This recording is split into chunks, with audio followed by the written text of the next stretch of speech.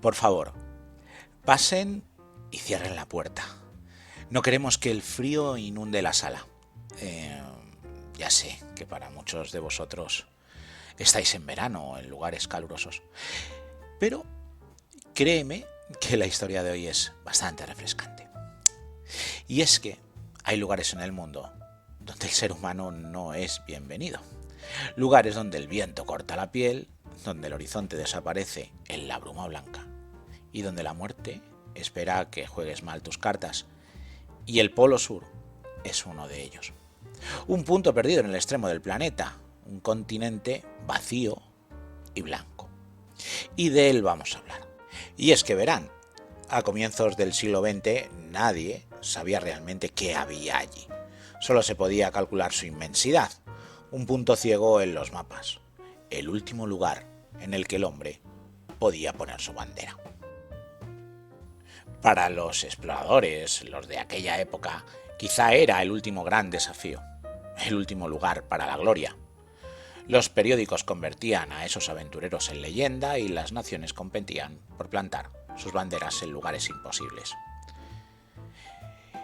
Hombres como Roald Amundsen y Robert Falcon Scott eran vistos como caballeros modernos, mezcla de científicos, marinos y guerreros. Hoy miramos mapas y pensamos que el planeta está completamente descubierto, pero entonces, todavía quedaban fronteras y ninguna parecía más imposible que el Polo Sur.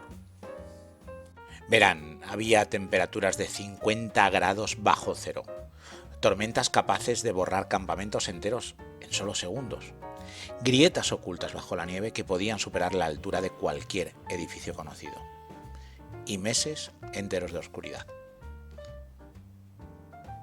Expediciones en las que si algo salía mal, nadie iba a rescatarte porque nadie podía rescatarte.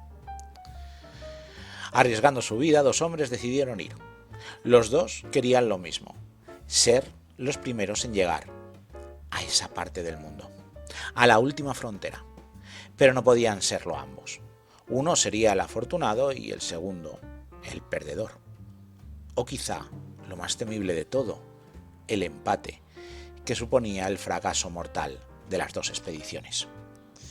Verán, Robert Falcon Scott ya era una celebridad en Gran Bretaña, oficial de la Marina Real, elegante, educado, el explorador perfecto para el orgullo del Imperio Británico.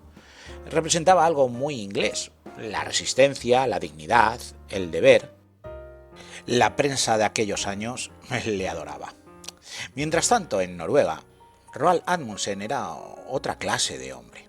Era más frío y más pragmático, menos romántico. Un oficial alejado de discursos heroicos. Él simplemente buscaba llegar, cumplir su misión y volver lo antes posible. El caso es que Amundsen tenía una ventaja. Había aprendido de los polos del Ártico, sabía sobrevivir en el hielo y sabía que la naturaleza no premia la valentía, sino la prudencia. Y es ahí como comenzó la carrera por la conquista del Polo Sur, con dos concepciones totalmente diferentes, tanto de entender la vida como de entender la aventura. Verán, Scott organizó una expedición gigantesca. Llevó a científicos, llevó experimentos naturalistas y llevó caballos siberianos. También se aportó los trineos motorizados más modernos de la tecnología británica de aquella época. La expedición era una mezcla de aventura y de misión imperial. Mientras tanto, Amundsen, en cambio, lo simplificó todo. Perros y esquís, poco más. El mismo sistema que había aprendido de las tribus árticas. Mientras que Scott veía la expedición como una gran empresa humana, Amundsen la veía como una operación matemática. Uno quería conquistar el Polo Sur con honor y ciencia, el otro simplemente quería conquistarlo.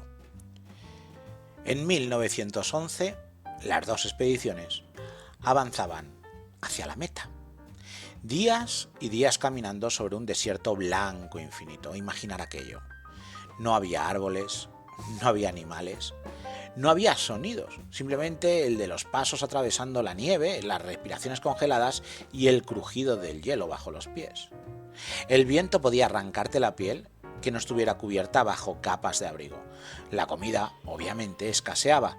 Los hombres perdían peso y perdían fuerzas cada semana, sin saber dónde está la meta y sin saber cuántos kilómetros hay que hacer antes de emprender el regreso. Pero aún así, seguían avanzando.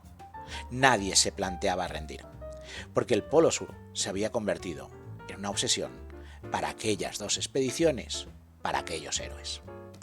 Ninguno de los dos sabía cómo iba el otro en la carrera, pero los hombres de Amundsen avanzaban mucho más rápido. Pasadas varias semanas, Scott ya no tenía opciones de llegar el primero, pero nadie lo sabía. Verán, los perros de Amundsen resistían mucho mejor las bajas temperaturas que los caballos siberianos. Y por cierto, comían menos. La expedición de Scott se había convertido en una pesadilla. Sufrían retrasos constantes. Los caballos morían de hambre y de la aclimatación. Los motores de los trineos mecanizados fallaron por el frío descomunal. Y sin caballos y sin trineos, eran los propios hombres los que tenían que acarrear los víveres. Víveres que por el esfuerzo físico empezaron a agotarse demasiado pronto. Pero aún así continuaron, porque dar media vuelta habría significado aceptar la derrota. Y algunos hombres prefieren morir antes que aceptarla. El 14 de diciembre de 1911, Roald Amundsen llegó al Polo Sur. Clavó la bandera noruega sobre el hielo y ya había ganado. El hombre más rápido en la Tierra en acabar de conquistar el último gran territorio desconocido del planeta. Y sin embargo, no hubo celebración, porque Amundsen sabía algo terrible. Ahora había que volver. 5 semanas después, el equipo de Scott divisó algo oscuro a lo lejos, una tienda y una bandera. Entonces comprendieron la verdad, habían perdido.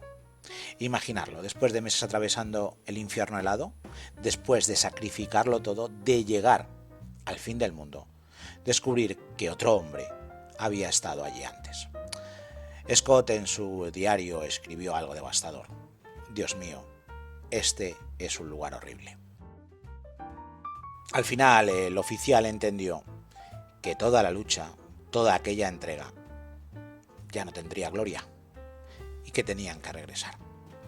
Pero el viaje de vuelta se convirtió en una tragedia.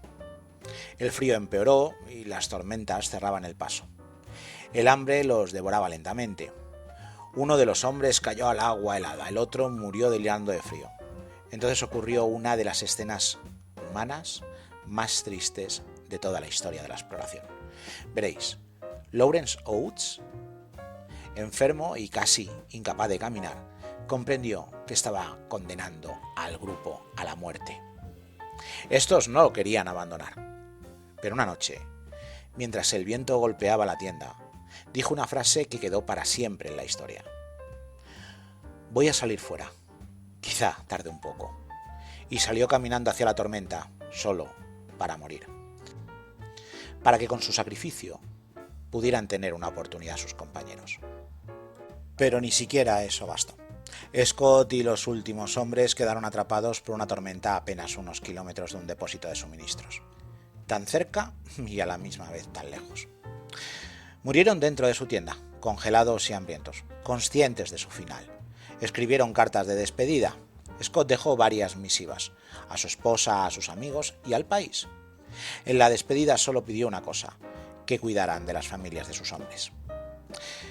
Cuando encontraron los cuerpos meses después, el hielo había conservado el silencio de aquella tragedia, como si la Antártida jamás hubiera querido dejarlos salir. Y sin embargo, la historia nunca olvidó a ninguno de los dos. Roald Amundsen quedó como el conquistador perfecto, el hombre que venció al hielo. Robert Falcon Scott se convirtió en otra cosa, en otro ejemplo humano, en el héroe derrotado, el hombre que perdió, pero que aún así, sabiendo su final, jamás abandonó a los suyos. Quizá por eso seguimos hablando de él más de un siglo después, porque el ser humano admira a los vencedores, pero guarda un lugar muy especial en el corazón para todos aquellos que lucharon aunque supieran cercana su derrota. Scott no conquistó el Polo Sur, pero quedó anclado en todos los corazones. Y ahora quiero pensar que tal vez ahí, en ese rinconcito del cielo, donde están los soñadores derrotados, los hombres que no regresaron, Scott y todo el equipo siga caminando todavía, pero sabiendo que su ejemplo fue una victoria. Y con este último pensamiento me marcho. El pianista ya está cansado y el bar está a punto de cerrar. Así que, colorín colorado, esta fría historia del desierto azul ha terminado.